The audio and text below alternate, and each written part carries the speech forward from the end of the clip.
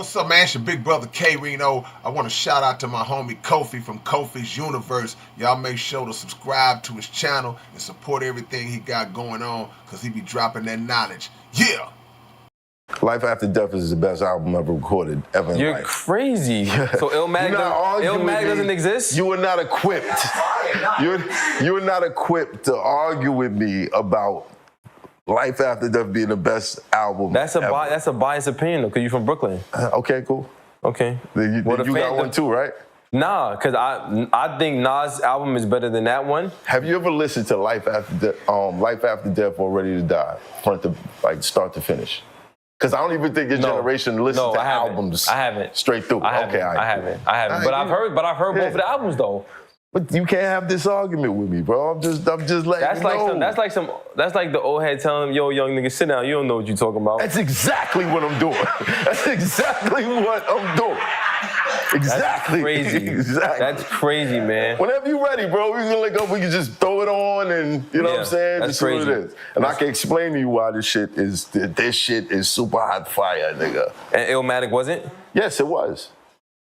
But there's a difference. Yeah. I'll show you. So you saying that you think that album is a better album, but do you think Biggie's a better rapper than Nas? I think that, I definitely believe Biggie was a better rapper than Nas. I think that Nas's album at the time, the impact, crazy. Mm-hmm. But if we go in artistry-wise, painting pictures, being versatile, different flows, bro, come on. What are we talking about here? What are we talking about here? Wow. You're saying this about people that would say, yes, it was him. No, they wouldn't. Everybody that's a hip-hop historian that was back there from the golden era of hip-hop, which is the 90s, I've heard maybe 70% of them say that Nas got the best album ever. We're gonna find out tomorrow.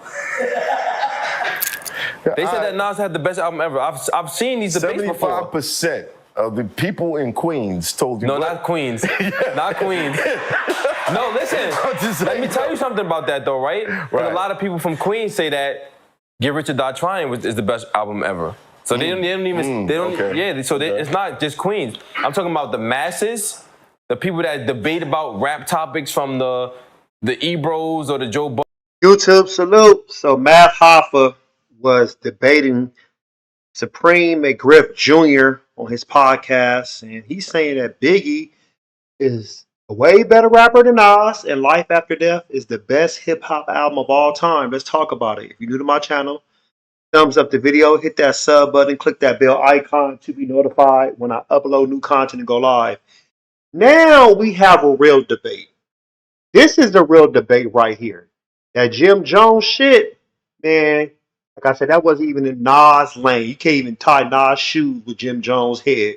But this is the real debate right here because I was in middle school, in my early part of high school, when Biggie and Nas came out, as far as their albums. I was in middle school when Nas came out with Illmatic. That was April 94. And Biggie came out September 94 with Ready to Die. At the time, Nas, everybody saw Nas as the heir apparent to Rakim. Biggie Smalls, don't get me wrong, he was doing his fizzle. Like, he had the commercial success over Nas, and he became the king of New York because of his platinum singles. Ready to Die went double platinum at that time. I believe it ended up going, no, it went double platinum. But it took a while to go double platinum. But his singles, every single he was dropping was platinum.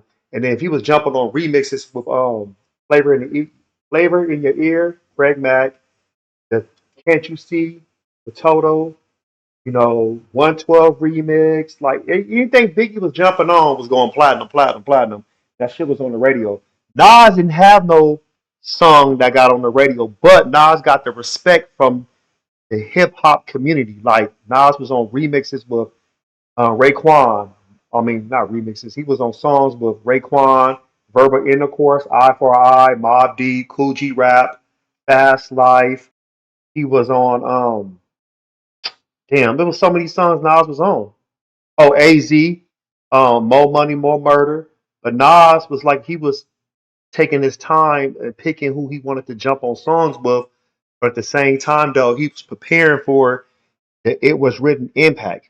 Now, I don't want to compare Life After Death to Illmatic because that's kind of unfair. Illmatic is only 9 tracks. It's 10, but it has one intro. Life After Death has what, 26 songs, 27 songs, something like that, and that's two albums. So that's kind of unfair. So Life After Death has well, let me count right now. I got it right here. So Life After Death, let's see, 12 right there, 25 songs, 25 songs. There's actually 24 songs, but there's a hidden track, an interview Biggie talking for like 11 minutes and 28 seconds. I forgot about that track.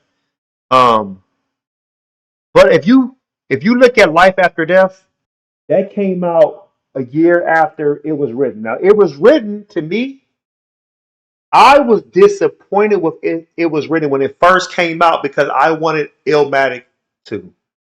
And I didn't realize It Was Written was a step up of Nas' storytelling, his wordplay, his creativity, you know, everything he was doing in the rap game of delivering a better album as far as like lyrically, content wise, his creativity, you know, the things he was able to talk about.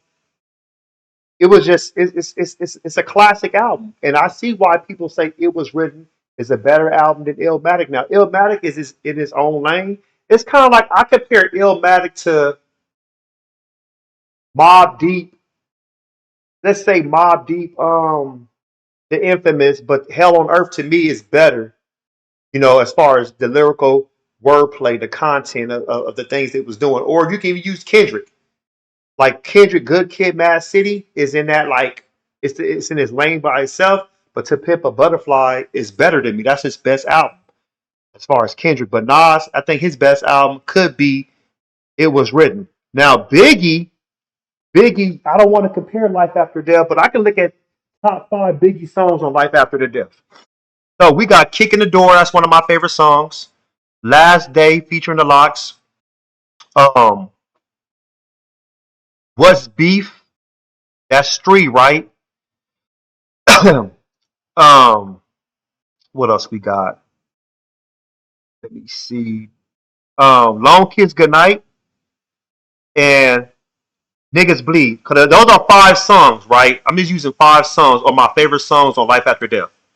Now, if you look at It Was Written, some of my favorite songs on It Was Written, The Message, I Gave You Power, Take It in Blood, Shootouts, and Silent Murder. Those 5 tracks right there, and you compare Biggie's 5 tracks I just named, that's a coin flip.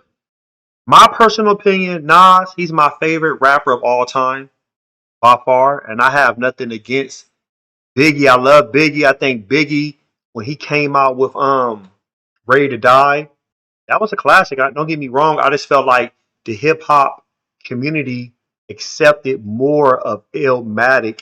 Not to say they didn't accept Ready to Die, but I think Ready to Die had more commercial success. But Illmatic, it had its stamp approval of this is what you call classic, and it was the first album of the sorts to get 5 mics. But comparing Life After Death to Illmatic, that's unfair because it's a double album. But like I said, you can name 5 tracks from It Was Written, 5 tracks from Life After Death. You have a coin flip. You know, you could put Nas' first 2 albums with Life After Death. Now, who wins? Literally, who wins? If you're going off commercial success or songs on the radio, we're going to give it to Biggie. Biggie sold more records than Nas at the time when Biggie was living. By far, we all know that. Biggie, everybody knew Biggie was the king of New York. Everybody knew Biggie had the throne because everything he was doing. Lyrically, you couldn't mess with Big. Commercially, you couldn't mess with Big. You know, Biggie had it on lock. And it was going to be hard to dethrone Biggie. If Biggie would have never died, nobody wasn't going to dethrone him. I'm being real right now. Like Nas had chances if The I Am never got bootleg, but you had Tupac live. It was like I said, these are the what if scenarios. And I don't like saying it, but it's the truth. Because that took for Biggie to die, for Jay-Z to step up more, for Nas to kind of catapult higher, even though Nas was already rising to the top because it was written, was a commercial success with If I Rule the World. He didn't have to sell out, but he had a song that was radio friendly. If that's a better way for me to explain it, it was radio friendly. But you tell me who you think is the better rapper, Biggie or Nas? This is a real good debate right here. I want to hear from the community and which album is better. Life After Death, Illmatic, It Was Written, Ready to Die. Post your comments below. Hope smash Black Panther the like button. Subscribe to my channel. Click the bell icon to be notified when I upload new content and go live. You want to support, donate to the channel, I have Patreon. Patreon.com/KofiUniverse. Venmo, Cash App, PayPal, Streamlabs. Everything's in the description. Until next time, salute.